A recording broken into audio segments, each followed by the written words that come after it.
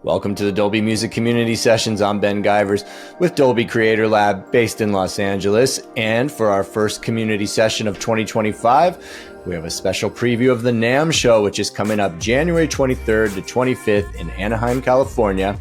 We'll run down all the panels and presentations where Dolby's experts will be involved and where you can link up with us this year at the show and get the latest updates and educational resources to use as you create Dolby Atmos music. As always, my partner on the sessions, Mr. Greg Stryke Chin, is here to kick off the new year with a 2024 year in review, taking a look back at Dolby Atmos tools such as the renderer, the album assembler, and the Dart, and the iterations to those that have happened over the past year to help you be more musical and precise. Greg will also go through some of the updates our partners released over 2024 and updates to the Dolby Atmos music creation resource documents, which you can find, of course, in our knowledge base on the Pro site. Add your questions for Greg and I to answer live on the session here in the Big Marker platform. Please also add your name along with your question, and we look forward to answering those here shortly. A special thank you to all of you who have pre-submitted questions. There have been some great ones coming in, as always, from you, our friends out there in the world. All right, before we jump into our 2025 NAMM preview and 2024 look back, I wanted to quickly mention two new Dolby Creator Talks podcast episodes in the Reimagining the Classics series, which have dropped since our last music community sessions. First, we explore the Dolby Atmos mixes of Daft Punk's Random Access Memories 10th Anniversary Edition with original stereo mix engineer Mick Gazowski and Studio DMI's Robert Guzman. Mick shares stories from the original recording and mixing sessions in 2012 and how he hooked up with the great engineers at Studio DMI to take this modern classic to the next level in Dolby Atmos together. It's a fun conversation with these guys and cool to see two generations of mixers working together and learning from each other. In the second episode, we sit down with New York-based mix engineer Rich Keller to explore his mixes of De La Soul's classic 1989 album 3 Feet High and Rising. Rich, of course, has helped to shape the sound of New York hip-hop going back into the 90s, mixing for legends like Wu-Tang Clan, Notorious B.I.G., Nas, and DMX, and he takes us inside the Dolby Atmos mixes he did for the 35th anniversary of 3 Feet High and Rising and the next couple of De La Soul albums that followed that, all classics in their own right as well. It was a great chat with Rich, sharing his stories of the golden age of New York hip-hop. Huge shout out to Rich for those, and of course Mick and Robert for their chat as well. You can hear the Dolby Creator Talks podcasts on Apple Music, Spotify. You can watch it on YouTube and wherever you get your podcasts. Zap the QR code on the screen now to make sure you're signed up for the mailing list and to get the latest news, updates, and events. All right, with that, we're going to jump into our 2025 NAMM preview. That'll be followed by Greg's 2024 year in review. And then we're back to answer your questions. Please enter those with your name now. All right, NAMM 2025 is right around the corner, and we are excited to share a ton of cool stuff that we're going to be doing with our partners at the show this year. Again, January 23rd through 25th at the Convention Center in Anaheim, California. Of course, NAMM is the National Association of Music Merchants, and the annual NAMM show is the largest international gathering for music products, sound, and the live event industries. Dolby has been well represented there over the years, and this year is no exception. NAMM is a fantastic organization that we've worked with for many years, and their mission is to strengthen the music products industry and promote the pleasures and benefits of making music. They have a huge focus on education. There's so many amazing events and panels and discussions, and a great way to bring the community together, especially in considering what's going on in Los Angeles with the deadly and destructive fires. We, of course, send our thoughts and prayers out to all of our friends and neighbors in Los Angeles here, where I'm based around that. We'll share some resources for that a little later on. So, as mentioned, we're going to be on site supporting partners at their booths through Thursday through Sunday, and we'll run down the schedule here in order day by day. It's a lot of stuff, but we'll also be posting this on the Dolby Creator Lab site, which is dolby.com/creator lab. So like last year, Dolby has partnered with the John Lennon Educational Tour Bus to bring you the latest Dolby Atmos music educational resources for teachers, also panels and discussions showcasing Dolby Atmos music creation and delivery, and the amazing things the Dolby Creator Lab team is doing to empower the next generation of creatives. So the bus is the premier nonprofit mobile content creation studio that provides hands-on experience for students of all ages. They have done an amazing job outfitting the bus with an awesome 714 Genelec system. Those of you who we saw at NAMM last year will remember the great sessions that we did in collaboration with the bus, including Greg chatting with the RZA, John Scanlon of Dolby Creator Lab, of course, discussing and highlighting education and room design, and Brandon Nale sharing the Dolby Atmos Music Accelerator program panel. Well, so we're back with the John Lennon Educational Tour Bus this year, starting Thursday at 10:30 a.m., with John presenting free Dolby Atmos education resources for teachers. So here you can learn how Dolby partners with schools, colleges, and educational organizations to empower teachers to incorporate immersive audio curriculums into their programs with hands-on learning, curriculum development and distribution, and remote and in-person sessions to enable campuses to teach Dolby Atmos workflows. John does such amazing work in this field all the time, and he will discuss the resources available to enable your institution and fast-track your students to create in Dolby, including minimum equipment and software requirements, available instructor training, and current and future curriculums available for integration into your classroom. That's at the Lennon Bus, Thursday, 10:30 a.m. That session will be followed at noon, again at the Lennon Bus, with our partners Genelec and Dolby presenting Building a Dolby Atmos Studio in a near-field environment with Paul Stewart from Genelec, Dolby's Emma Brooks, Brian Pennington, Greg Chin, and John Scanlon will be joining that one as well. This was a hit last year at the Bus and PMC. This year, as mentioned, we're doing it with Genelec at the Bus, and this is where you can learn how to build and calibrate your Dolby Atmos system within a confined studio space. Our experts will share the challenges faced, the innovative solutions that have been developed, and the precise calibration techniques used to ensure an optimal immersive experience. Again, it's an all-star panel there at the Lennon Bus, and the only one this year, so you don't want to miss that. All right, following that, Thursday at 1 p.m. at the Odyssey booth, which is 15104, is Dolby Atmos headphone and binaural workflows. So this is Greg Stryke Chin from Dolby being joined by engineer and producer Justin Gray, who we have done things with many years in the past at NAMM, including last year at Genelec. They will both discuss the use of Odyssey headphones in Justin's Dolby Atmos workflow. Joining the two of them will be Jordan Glasgow, of course, of Dolby's product team, walking through some of the Dolby Atmos renderer workflows specific to headphone and binaural monitoring, as well as an overview of head tracking with the Odyssey Maxwell, which you can use with the Dolby Atmos renderer. Of course, Jordan joined for a session last year on that. Be sure to check that one out Thursday, 1 p.m. at Odyssey. Okay, 2 p.m. Thursday, back at the Bus, is breaking through how Dolby Atmos is shaping the careers of emerging artists and audio engineers. And here you can discover how Dolby Atmos is transforming not just music, but also careers as well. So you'll hear from independent artists and audio engineers who are embracing Atmos early in their journeys and leveraging it to jumpstart their careers. You get an inside look at the creative process as they craft, mix, and release their music in Dolby Atmos. This one will be moderated by Brandon Nale, of course, of Dolby Creator Lab, program manager for the music programs there. Greg Chin will be involved. Our friend Obi, audio engineer and Atmos Music Accelerator mentor, will be on the scene as well. Joining us once again, he was with us last year.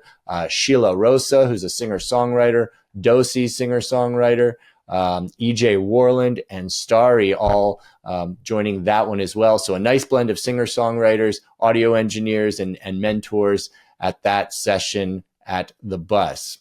So following that at 3 p.m., also at the Bus, Emerging Music in Dolby Atmos, a conversation with Aoni and mix engineer Jennifer Ortiz. This one is moderated by our friend Aaron Venables from the Music Partnerships team at Dolby.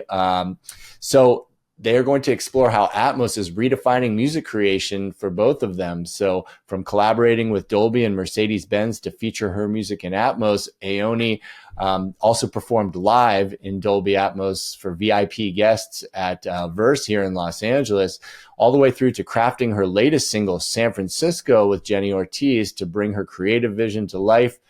Well, Aoni has fully embraced the Dolby Atmos ecosystem to amplify her artistry. You may have seen a video that the Dolby Creator Lab dropped with her when she was a participant in the Music Accelerator program a couple of weeks ago. She is now signed to Def Jam with new music on the horizon, and she's going to share how Atmos is transforming her journey, connecting the dots between the studio and her fans and beyond. So great stuff at the Lennon Bus and through partner booths throughout the day on Thursday. Closing out Thursday at 4:30 p.m. is a Dolby Creator Lab happy hour party at the bus. So be sure to come through and hang with us for that. 4:30 p.m. booth 12302, the John Lennon Educational Tour Bus. All right.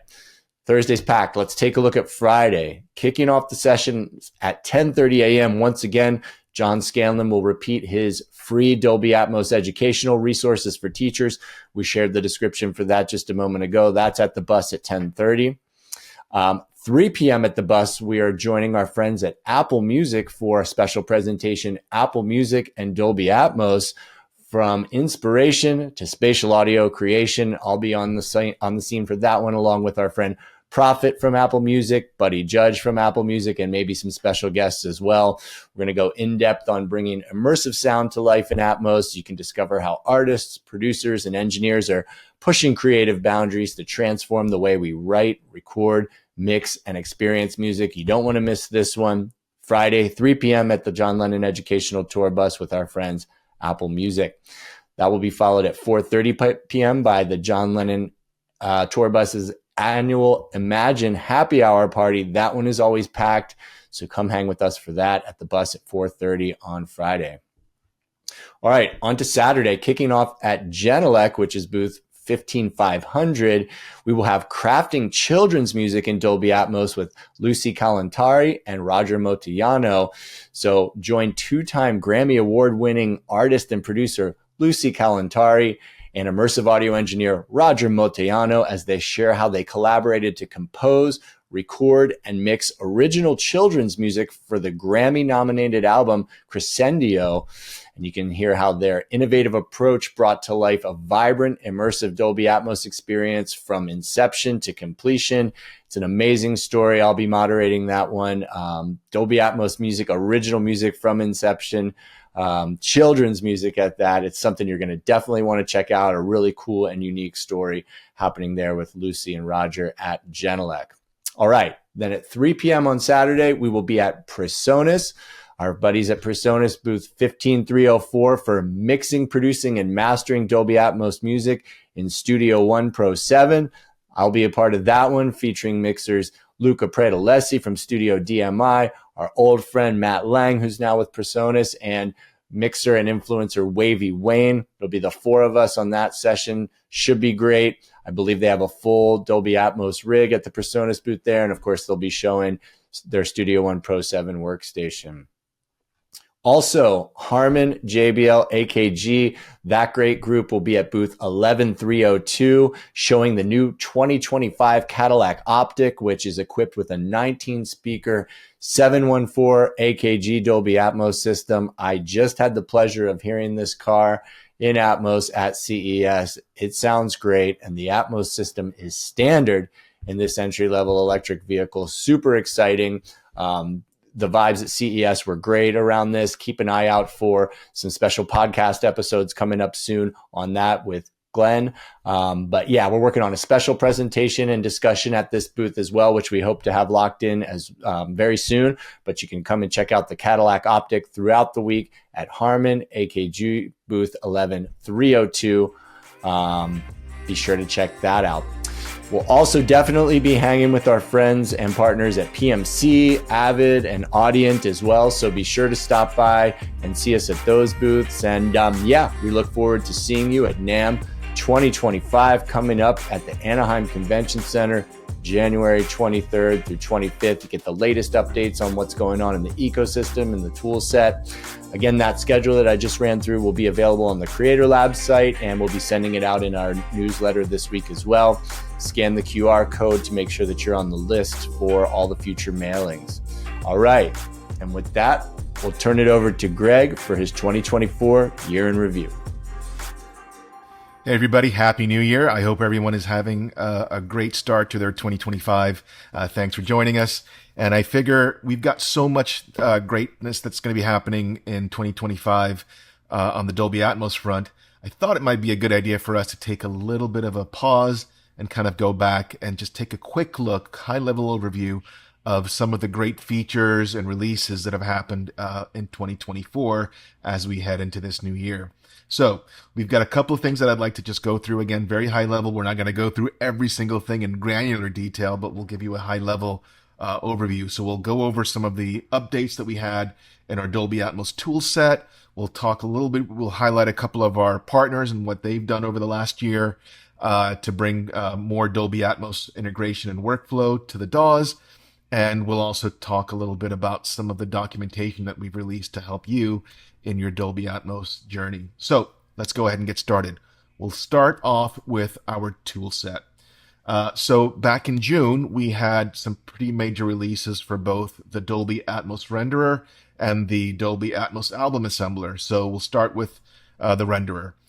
In version 5.3 of the renderer released in June, we added Stereo Direct as a new monitoring and re-render layout. We also added a transport timeline, and we updated the size metadata rendering to match that of version 5.1 and previous. Again, just giving a high-level overview. There's a lot more. Of course, you can check the release notes for everything. Alongside that release for the Dolby Atmos renderer, we released a new version of the Dolby Atmos album assembler. So version 1.4 was released at the same time in June. And along with that, the main thing there is that obviously we've got support alongside the renderer, but we added some new edit modes. So shuffle, snap, and slip. So snap is the legacy behavior that you're used to in any version previous to version 1.4. That's still there. But the addition of shuffle and slip make it a lot more flexible when you're working with clips on the timeline, both the Dolby Atmos timeline or your stereo reference timeline in some cases. So shuffle lets you reorder your tracks in the timeline, and you can preserve spaces between the clips either on the Dolby Atmos timeline or the stereo reference timeline. Slip lets you move clips freely on the timeline, just like shuffle, but it allows you to drop the clips on top of each other, of another clip, and that results in the trimming of the clip that's been overlapped. So that's only available on the Dolby Atmos track timeline. Moving fast forward, in December, we had a pretty major update to the Dolby Atmos room design tool, lovingly known as the DART. So version 6.4.0 was released for home entertainment and music. And with that release, we've got a redesign of the sheet where the equipment that you is internal to the database there. You can actually now enter equipment that's not contained in the internal DART database, and then along with some general user interface and performance improvements. So some really great updates to the tools. We've been discussing that over the last year. Again, just wanted to give a high-level overview of what's been going on there.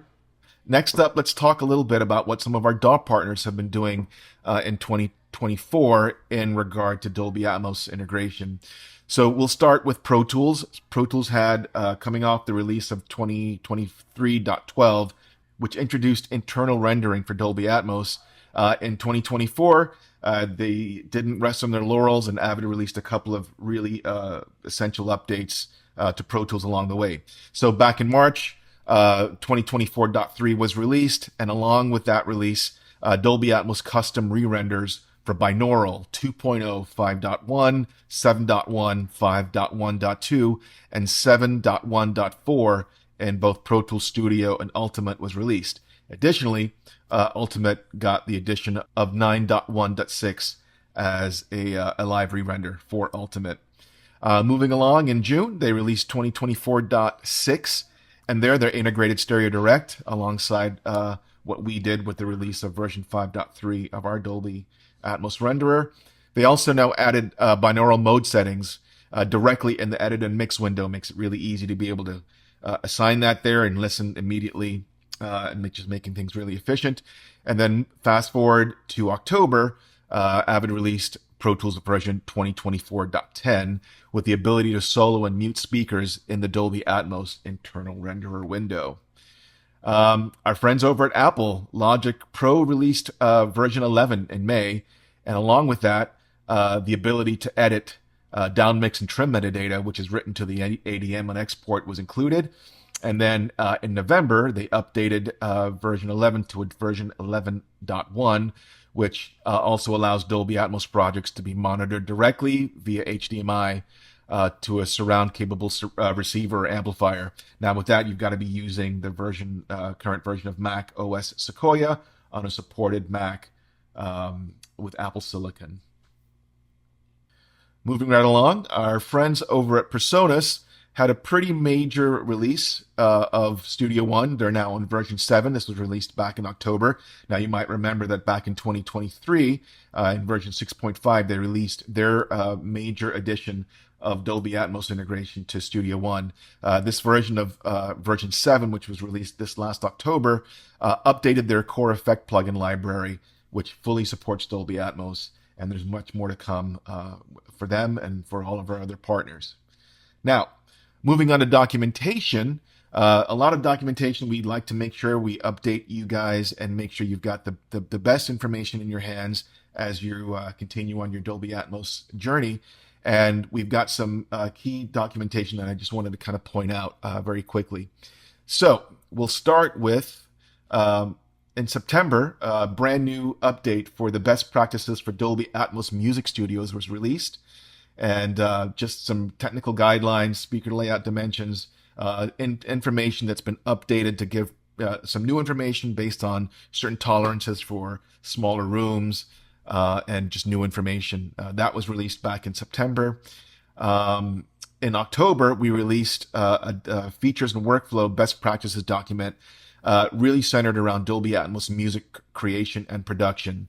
So being able to leverage low latency and stereo direct was kind of the focus of this first iteration of this document. We'll continue to add more to it as time goes on, but that was released in October. Now, in November, we released a knowledge base article which covered leveraging dynamic objects in your Dolby Atmos projects. Really great knowledge base articles that kind of gives you some of the benefits of leveraging dynamic objects. Obviously, you've got your object pad that you have available to you, but there are some really great benefits to using dynamic objects. Of course, we'll provide QR codes for all of these documents, so you have them available for you. And of course, make sure you take a look back at our community sessions for the past year, where we cover everything I've just kind of given you a very high level overview of. And now we're going to head into 2025. Very much looking forward to all the great features, all of the great Dolby Atmos work that all of you as creators are going to be doing. And I'll say, let's get to it. And with that, I'll say thank you. Wish everybody a great 2025. And I'm going to hand it back over to you, Ben. Thanks. All right. Happy to welcome Greg back for Q&A. Hello, everyone. Thank you all for being here. Please enter your questions in Big Marker with your name, and we'll answer those now. Thanks again for all of the great pre-submitted questions that we've already answered, and some of those during the sessions. Our friend Sam sent one, so good to see you, Sam. Greg, before we get going into Q&A, though, we have to send our thoughts and prayers out to everyone affected by the wildfires here in LA, where I'm based. It's just devastating and heartbreaking, and certainly it touches everyone. We have some info to share that the Recording Academy has published on their site. It's a list of wildfire funds, resources, and organizations across the music industry, such as Music Cares, Guitar Center, and Discogs, to name a few, who have stepped up to aid musicians and others who have been impacted by the LA wildfires. I know it touches a lot of people that you know as well. So if you wanted to share some of those resources. Sure. Yeah. Thanks, Ben. Yeah, and just to plus one on that, we're thinking of everyone. We're staying in touch with everyone as much as we possibly can, and we're obviously keeping an eye on the situation. So our heart goes out to everyone, and please, everyone, stay safe. And as Ben mentioned, there certainly which has been great to see a lot of relief efforts and for different communities, for communities in general, but certainly for the music and audio community. Ben had mentioned that obviously the Grammys had put some stuff together. I'm going to put a couple of links here in the chat. So the first one I'm going to put is a direct link to the Music Cares page. If you are in the industry in pretty much any capacity and you are affected, this is a page that gives you direct access to some resources. And then the Grammy page, which is just Grammy.com, there is a section there specifically for the Los Angeles fire relief effort, and that one links to a couple of different resources. So I'm putting that one here in the chat as well. Those should now be there and published. So yeah, again, our heart goes out to everyone. Please stay safe, and we'll continue socializing whatever information we have on relief efforts and resources. Yeah, absolutely. Thanks, Greg. All right, jumping into Q&A here. We'll start with one from Andre. Greg, will we be seeing any new DAWs, mobile products, or programs merging with Dolby Atmos in the next couple of months? Yeah. So yeah, great question. Well, obviously one we get all the time. So I figured what I would do with this one is to kind of take it as a little bit of a learning opportunity to kind of talk about how things kind of work. The excitement around new products or new workflows that we're all trying to be more efficient and be better in our work, in our creative work or work in general. And one of the things that's become pretty popular, I think, and a lot of it has to do with how companies that are good about it are transparent enough where they're letting folks know what's coming down the pike, what's being worked on. Here at Dolby, I'd like to say that I think we're pretty transparent with the community and on what we're working on. It takes a lot of time and a lot of effort. We've obviously got a really amazing product and development team who are constantly working on things. So in terms of what's coming down the pike, we'll always. Well, one thing to remember is that Dolby is a publicly traded company, so we can't share information on roadmap for things that have not happened yet. And the reason for that is, should something change, and we've publicly stated that X, Y, or Z thing is coming, and then for whatever reason, development cycle falls apart, or something technically is not able to happen, and we've announced something, we're now basically at risk for having said something that isn't happening. So we try to be very careful about what we say. We want to be, but we do want to be transparent. So in terms of things like DAW integration and stuff, obviously we've seen a lot of work being done with DAW partners. Pro Tools coming online with the internal rendering, Persona Studio One. We want to continue that trend. It's not really a trend, but we want to continue down that path with other DAW partners. Behind the scenes, we are working with partners to figure out how to best approach this, how to best help DAW partners who haven't integrated Dolby Atmos into the DAW yet. So we're making ourselves available to help. So when new integrations are ready to be announced, we along with our DAW partners will do so. In terms of things like plugins and stuff, our SDKs and the way that we provide the tool set out to our partners, whether they're DAW partners or plugin partners, we constantly make changes there as well. We do have some new changes that we're packaging up and we'll be getting to our partners relatively soon. They already know what those changes and those new things that they're going to be able to ingest are. So just make sure you keep an eye and ear out. Again, we're not going to announce anything before we know for sure that it is being baked and ready for you. So lots to come, and on the mobile side as well, same thing. Right now, I would say that we talked about this in a couple of community sessions ago. We have our PHRTF, which is in beta. Definitely go and check that out. If you use the renderer, you can get a profile that you can use in the renderer, so you can check that out. And there'll be more changes coming down the pike. So please do keep an eye out. Yeah, thanks, Greg. And also, although there may not be Dolby developed new tools like that we can share today, NAMM, for example, is a great place to go and see the latest iterations that our partners have put out into the world on how they're incorporating Dolby technologies. So from DAW manufacturers to, software manufacturers to other partners that are out there in the world showcasing this technology, the John Lennon Educational Tour Bus showcasing how you can do this in a mobile environment. It's a great place to see what's going on. And I know we just ran through a lot of that. And, for those of you that aren't local to Los Angeles, there's going to be a lot of social and reporting out there in the world about what's happening at NAMM. And we'll be sure to share that on our follow-up session in February on kind of what some of the cool things that we saw at NAMM were. There's a question in the chat here, Greg, from our friend Sam asking if the links can be published. And Sam, they are published under Q&A. You should be able to see under all of those links there. But I don't know that the resources from Music Cares are published on Dolby's site. So if that's what you're asking about, you'll need to go to the Music Cares site for that. But the updates to the workflow documents that we shared, that Greg shared at the end of his portion there, yes, those are on the pro site in the knowledge base. Yeah, I'll throw links up there in a minute as we go through the rest of these Q&As, cool. The Q&A as well. All right, moving on. A question from Faisal, Greg. When will Dolby make a plugin for a DAW or a program that we can use as producers? Well, we've done that. It's called the Dolby Atmos renderer. No. So going back to my previous statement on development, we're always working on things. So one of the things I just wanted to kind of point out here is that a lot of times folks will ask for specific plugins for immersive or for Dolby Atmos workflow. And usually what that means is that plugin or that tool has a capability of, handling discrete channels, right? So left, center, right, your surrounds, heights, LFE, et cetera. And those tools, we know that there's some really great companies doing that kind of work for sure. Sound Particles is a really good example, and others. Like DSP is doing work there. I can go down the list. We all know who those Liquid Sonic. We know who these folks are.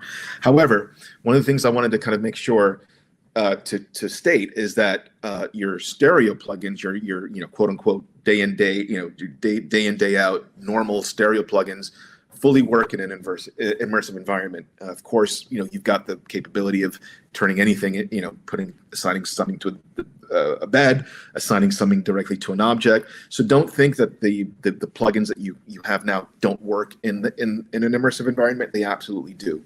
So that's not kind of a tricky way for me to dance around what your direct question is, which is Dolby creating anything in particular? Again, to go back, what I will say is that we're always working on things. We get a lot of feedback from this amazing community and the community at large, and we take that feedback and that stuff very seriously. So I'll say what I said before, which is keep an eye out, and we're always working on stuff. Yep. Awesome. Okay. Greg, from Samuel, when will the Atmos renderer expand the bed to 714? Good question. So I don't have an answer for when that may happen.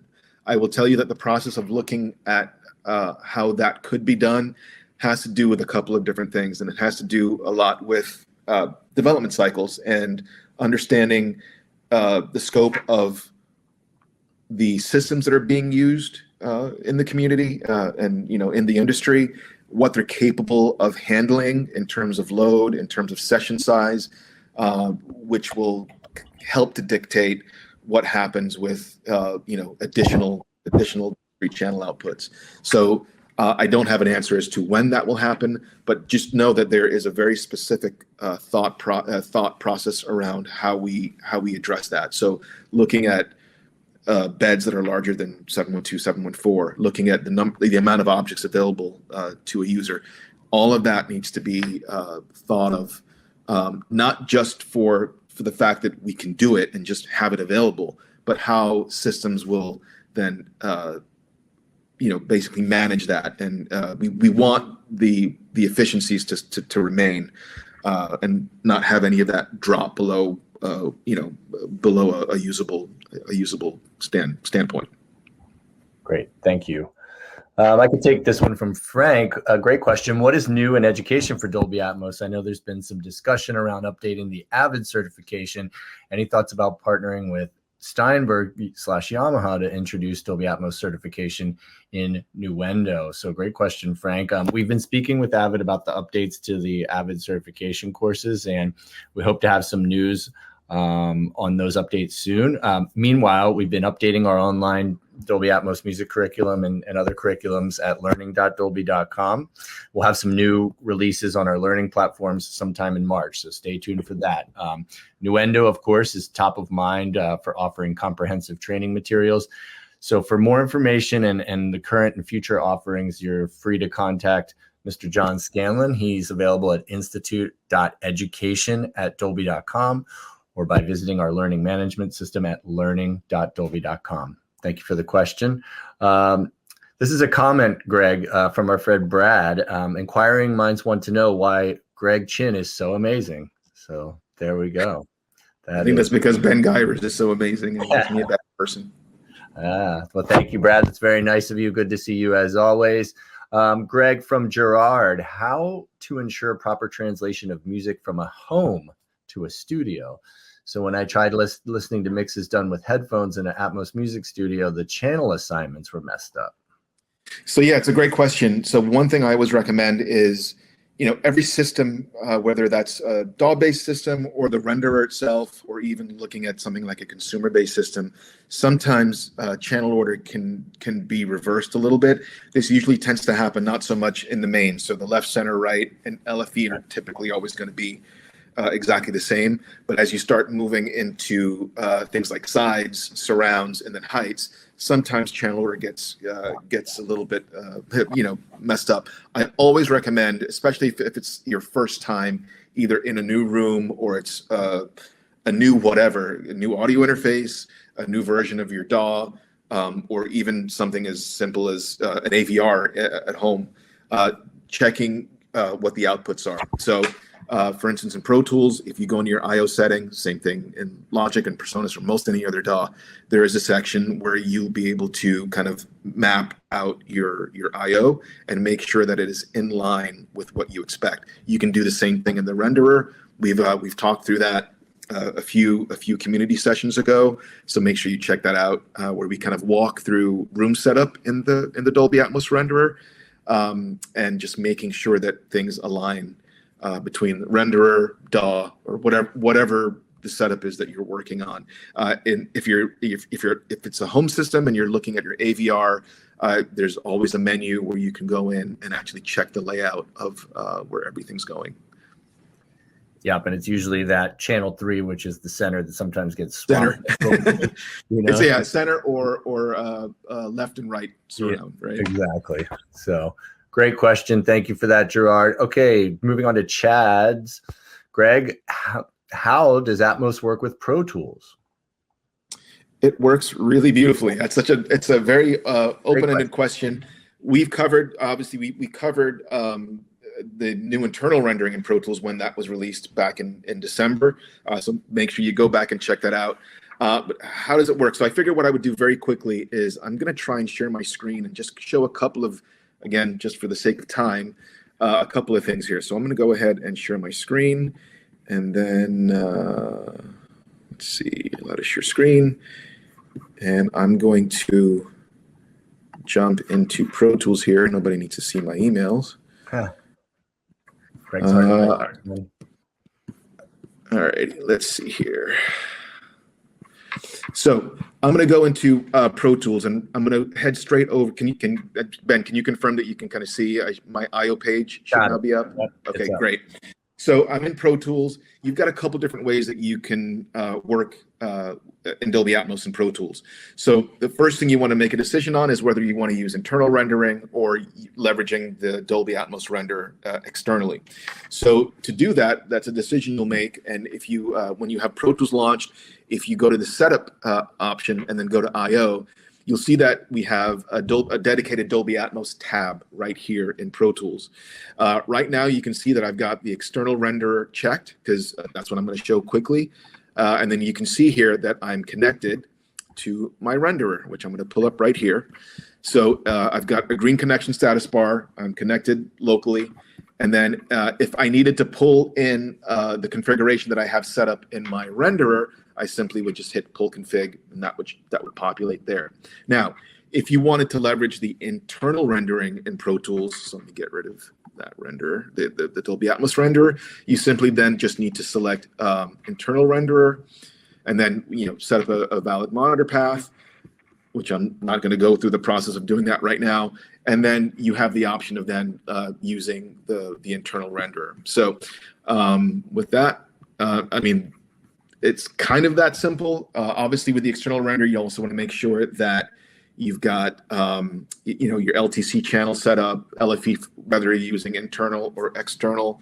But your LTC plugin is going to be required to be able to sync, make sure that the external render in Pro Tools is sunk up. But you can do a lot of that work in terms of making sure, understanding which one you want to leverage, internal or external, right there under the setup window. Awesome, thank you. A couple of questions from our friend Sam. Now I don't hear Ben, which could be my fault. Well, can you hear me now? Check. Can you guys let us know in the chat if you hear Ben? Because I do not. I can hear you.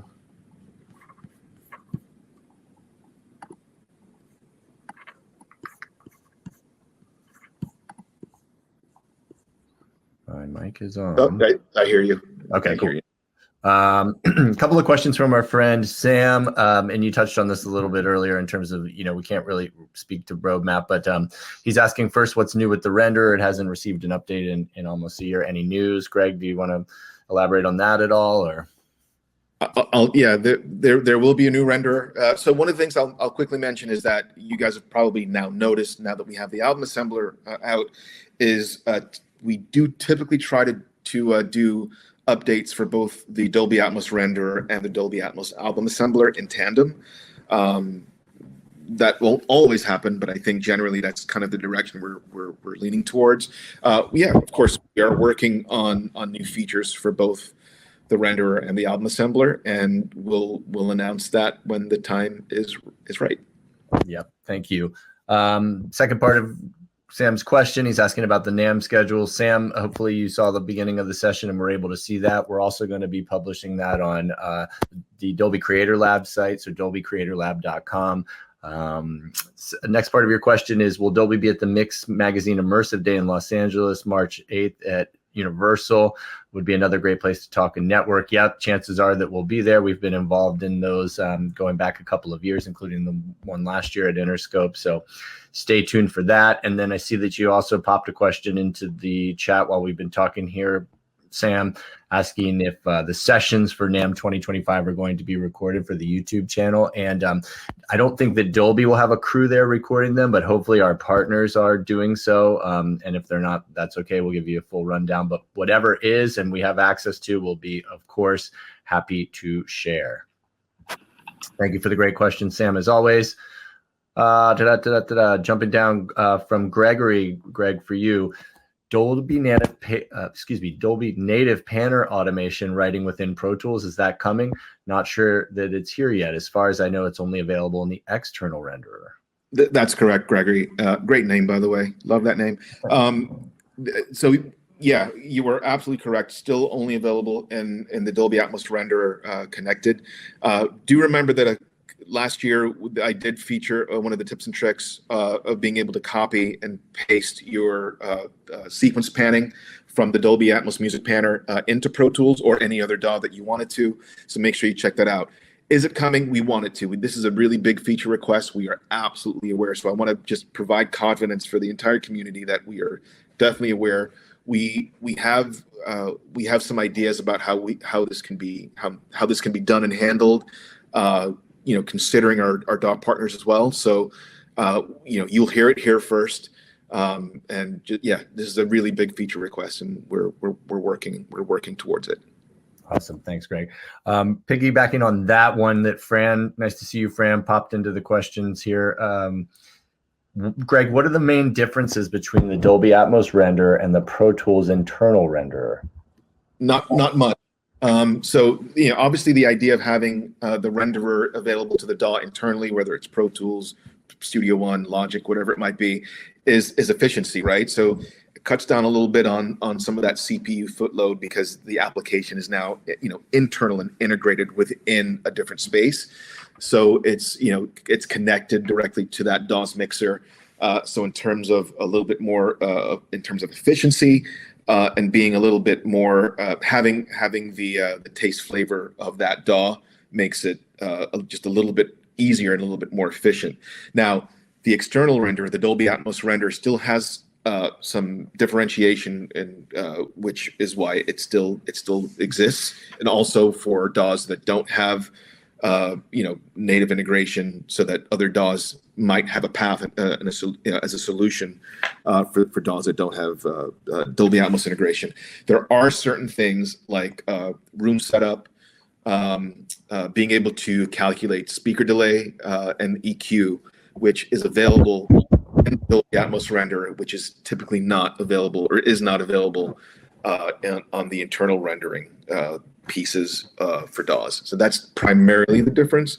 Right now, obviously, you can also do things like just load up an ADM in the Dolby Atmos renderer for QC purposes. You can export an MP4, which I'm sure we'll change at some point for the DAWs. But right now, those are the main differentiators between the external renderer and internal rendering. Awesome. Thank you. Brigitte popped a question in here asking a follow-up to what you just shared, the question before, Greg. Where can we find the video about pasting the sequences you just mentioned? So I'm going to go ahead and paste the community sessions page into the answer there and publish that. And I think it was maybe 6 or 8 months ago that we did that session, Greg. But Brigitte, just scroll back a little bit, and I think it's actually in the description. Yeah. Of the page or of the session. And you can also go to our YouTube channel, and we have a dedicated playlist there that you should be able to find that session in as well.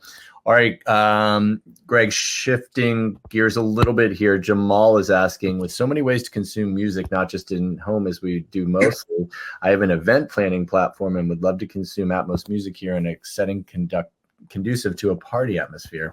How feasible would that be? And I'll let you answer that in just a second. But one thing that pops to mind immediately that most people don't even think of that actually works for parties that we do pretty frequently are Dolby Atmos enabled cars. Like pulling a car up to a party atmosphere, allowing people to come out, of course, not driving the car if they've been consuming adult beverages, but sitting in the car and listening to Dolby Atmos music in cars like Cadillac, like the Cadillac Optic, Mercedes-Benz, Polestar, Rivian, Volvo. So it's an interesting way to like add Dolby Atmos music to a party. I understand that's not like within the confines of the room, which is probably the question that you're asking, but just wanted to mention that quickly and then hand that one to you, Greg.